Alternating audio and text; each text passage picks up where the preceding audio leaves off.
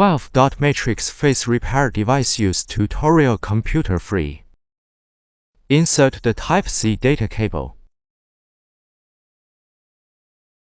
Connect the 5V to a power adapter. Press and hold the detection key to switch languages.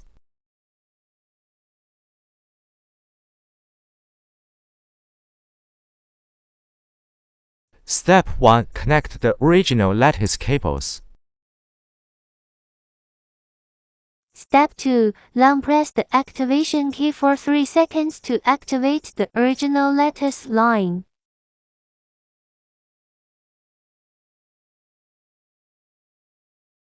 Step 3. Click once to read the encrypted data. Step 4. Connect I2C lattice line. Double-click the key to write encrypted data. Step 5. Install the I2C cable with the original cable. If you can't, contact us for a tutorial.